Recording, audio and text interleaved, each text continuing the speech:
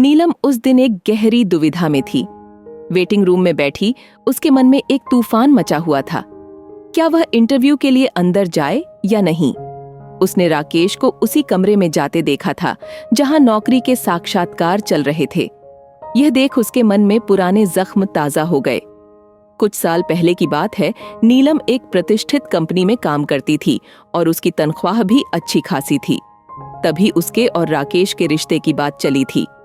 दोनों मिले, बातचीत हुई, लेकिन नीलम ने यह कहकर शादी से इनकार कर दिया कि राकेश का वेतन उससे कम था। उसे लगा था कि उसे एक ऐसा जीवन साथी चाहिए जो उससे ज्यादा कमाता हो, ताकि समाज में उसे गर्व महसूस हो सके। लेकिन समय का पहिया ऐसा घूमा कि नीलम की कंपनी में छंटनी हो गई और उसे नौकरी से हाथ धोना पड़ा। अब वह एक नई नौकरी की तलाश में थी और किस्मत ने उसे उसी कंपनी में ले आया जहां राकेश काम करता था। वह सोचने लगी, क्या राकेश के सामने अपनी बेइज्जती करानी चाहिए या फिर यहां से चली जाऊं? लेकिन नौकरी की जरूरत ने उसे वहीं रुकने पर मजबूर कर दिया। जब उसकी बारी आई तो नीलम इंटरव्यू कमेटी के सामने बैठ गई। टीम के सदस्य सवाल पूछ रहे थे और नीलम ने उनका उत्तर देने की पूरी कोशिश की। तभी राकेश ने सीधा सवाल दागा, आप हमारे पैकेज पर काम करने के लिए तैयार हैं?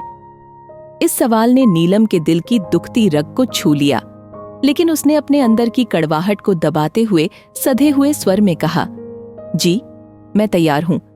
पैकेज तो योग्यता पर निर्भर करता है। मुझे एक मौका दीजिए, मैं खुद को साबित करने की पूरी कोशिश करूंगी। राकेश के कारण नीलम को नौकरी मिल गई, लेकिन उसे एहसास हो गया कि यह नौकरी उसके पुराने निर्णय का परिणाम भी हो सकती है। संयोगवश नीलम को राकेश की टीम में काम करने का मौका मिला और वह उसकी अधीनस्थ बन गई।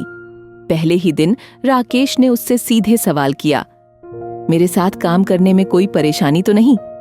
वैसे अब तो मेरा पैकेज भी आपसे ज्यादा है। नीलम ने थोड़ी देर सोचा, फिर हिम्मत जुटाकर बोली, आप पुरानी बातों को नहीं भूले हैं? तब से अब तक बहुत कुछ बदल गया है। मुझे अपनी गलती का एहसास हो चुका है।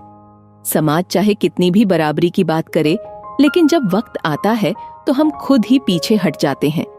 उस वक्त मैं एक ऐसे जीवन साथी की तलाश में थी जो मुझसे ज्यादा कमाता हो, लेकिन अब समझ में आ गया है कि यह सोच गलत थी। आखिर क्यों जरूरी है कि पति ज्यादा कमाता हो? क्यों स्त्रियां खुद को पुरुषों से कमतर समझें? राकेश, जो इतनी ईमानदारी की उम्मीद नहीं कर रहा था, थोड़ी देर चुप रहा, फिर धीरे से मुस्कुराते हुए बोला, मैं अभी भी उस जीवन साथी की तलाश में हूं जो मुझे मेरी कमियों के साथ स्वीकार कर सके। वैसे अगर उस दिन आपने मुझसे शादी से मना नहीं किया होता तो शायद मैं आज यहाँ नहीं होता। और हाँ, आपके रिज्यूमे से पता चला कि आप अभी भी सिंगल हैं। क्या हम आज रात डिनर पर चल सकते हैं? नीलम ने मुस्कुराते हुए कहा, शायद यह हमारे लिए दूसरा मौका है।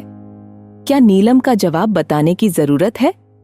शायद नहीं, क्योंकि कभी कभी जिंदगी हमें दूसरा मौका देती है और यह हम पर निर्भर करता है कि हम उसे कैसे अपनाते हैं।